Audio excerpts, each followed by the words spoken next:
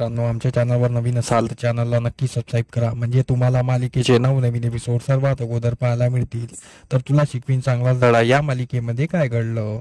तर भुवनेश्वरी आपल्या रूममध्ये बसली असते, तेवढ्या तिथे चंची येते. चंची भुवनेश्वरीचे पाय पकडते आणि बोलते, मावशी आपलं खूप दिवसापासून बोलणं झालेलं नाही आहे, आपल्याला काहीतरी बोलायला पाहिजे ना. मला तुझ्यासोबत बोलायची खूप इच्छा होती.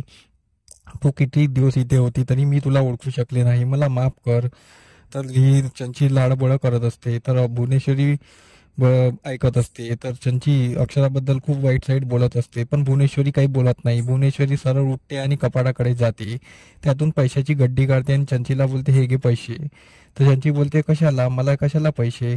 तर भुवनेश्वरी बोलते, तुला एक काम करायचं आहे आणि खूप महत्त्वाचं काम करायचं आहे. तर चंची बोलते, काय. तर भुवनेश्वरी बोलते, तुला अक्षरावर 24 तास लक्ष ठेवायचं आहे, हे तुझं काम आहे आणि हे काम तुला पूर्ण करायचं आहे. तू हे काम करशील तर तुला अजून अजून पैसे मिळणार. तर चंची खूप खुश होते. चंची बोलते, ताई तू मावशी तू टेन्शन घेऊ नको, मी सर्व करेल आणि मी डोळ्यात तेल ओतून मी अक्षराकडे लक्ष देईल, फक्त तू मला असेच पैसे देत राहा. आणि ती चंची तिथून निघून जाते. भुवनेश्वरी विचार करत बसते. इकडे अक्षरा आपल्या रूममध्ये विचार करत बसलेली असते. ती बोलते, अधिपती किती भोळे आहेत, त्यांना मॅडमनी किती लवकर फसवलं आहे आणि त्यांच्या भोळेपणाचा फायदा घेतला गेलेला आहे. अधिपतीला मला सांगावं लागेल, मला काहीतरी कृती करावं लागेल, तेव्हाच मी सत्य सर्वांसमोर आणणार लागेल, मला बसून चालणार नाही. अक्षरा विचार करत असते, तेवढा तिथे अधिपती येतो. अधिपती बोलतो, काय झालं मॅडम, बोला ना. तर अक्षरा काही बोलत नाही. अक्षरा बोलते, हूं. तर अधिपती बोलते, तुम्ही कालचा राग विसरून जा, आपल्या दोघात काही असं झालेलं नाही आहे, दुसऱ्या तिसऱ्यामुळे आपल्यामध्ये वाद होऊ देऊ नका. तर अक्षरा बोलते, हूं. तर अक्षरा काही बोलत नाही. तर अधिपती बोलतो, ठीक आहे, मी ऑफिसला चाललो आहे, 2-3 दिवस झाले खूप काम पेंडिंग पडलेलं आहे लग्नाच्या सराईमुळे. तर तुम्ही एक काम करता का, ह्या रंगीन झालेल्या नोटा तुम्ही बँकेतून बदलून आणता का, कारण की गुलाल उधळल्यामुळे त्या नोटा खराब झालेल्या आहेत, तर तुम्ही तिथे जाऊन बदलून आणता का. तर अक्षरा बोलते, ठीक आहे, चालेल. तर अधिपती तिला नोटा देतो आणि बोलतो, थँक्यू माझं काम हलकं केल्याबद्दल, आणि अधिपती निघून जातो. तर ते अक्षरा नोटा घेते. तर ही चंची लांबून सर्व बघत असते, अधिपती काय बोलत असतो त्याबद्दल. तर अक्षरा ती नोटा घेते आणि डॉरमध्ये ठेवून चालली जाते. आणि चंची तिथे येते आणि त्या नोटा घेते आणि त्या नोटा वापरायला घेते, आणि आता चंची या नोटामुळे फसणार आहे असं काही चित्र दिसत आहे. अक्षरा बाहेर निघाली असते आणि ती त्या ओमकारच्या बायकोला फोन करत असते. ती ओमकारच्या बायकोला फोन करते, बोलते, ताई मला तुमची मदत पाहिजे. तर ती बोलते, कसली. तर ती एकमेकात सर्व सांगत असते फोनवर आणि ती फोन ठेवून देते. चंची तिच्या मार्गावरच असते. तर मग अक्षरा ऑटो पकडते आणि वेगाने निघून जाते. चंची बोलते, हिचं काहीतरी वेगळं सुरू आहे आणि ती ऑटोने गेली आहे म्हणजे नक्की काही घडत आहे, आपल्याला तिचा पिछा करायला पाहिजे आणि हे मावशीला सांगायला पाहिजे. तर चंची तिच्या मागे मागे निघून जाते. इकडे अधिपती ऑफिसमध्ये टेन्शनमध्ये बसलेला असतो. तो विचार करत बसतो की मास्तरीबाई जे बोलत आहे ते खरं आहे का, आणि बजा खरंच आला होता का, आणि आईसाहेबनी बजाला सोडवलं का. पण आईसाहेबनी कशाला सोडवेल, त्यांनी बजाने तर माझ्यासोबत हल्ला केला होता म्हणून आईसाहेबांनी त्याला लाठीने तुडवलं होतं, त्याला कसं काय बाहेर काढेल.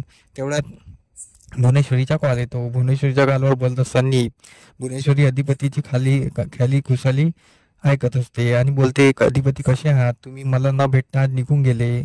अधिपती बोलतो, हो मला खूप वेळ झाला होता आणि मला 2-3 दिवस झाले ऑफिसमध्ये गेलो नव्हतो म्हणून मी निघून गेलो. तर भुवनेश्वरी बोलते, हो का. तर अधिपती बोलतो, आईसाहेब मी तुम्हाला विचारू का. तर आईसाहेब बोलते, हो विचार ना. अधिपती बोलते, बजाचं काय मॅटर आहे, क्लिअर सांगा बरं. तर भुवनेश्वरी बोलते, तुम्हाला काय म्हणायचं आहे. तर अधिपती बोलतो, हे बजाचं मॅटर काय आहे, मास्तरीबाईच्या डोक्यात एक वेळा शिरलं आणि त्यांनी जजमेंट लावलं तर ते खरं असतं, म्हणून तुम्ही मला क्लिअर सांगा. तर भुवनेश्वरी उलटं बोलत असते, अधिपती तुम्ही माझ्यावर शक करत आहात का, ज्या बजाने तुम्हाला तुमच्यावर हल्ला केला त्या माणसाला मी खरंच सोडवणार आहे का. या मास्तरीबाईच्या काहीतरी डोक्यात घडत असतं आणि ते तुम्हाला सांगत असते, तुम्ही तिच्या भावात जाऊ नका, ते चुकीचं बोलत आहे. तर अधिपती त्याला बोलवण्याचा प्रयत्न करते आणि रागाने फोन ठेवून देते. तर अधिपती बोलतो, ह्या पण आता नाराज झाल्या.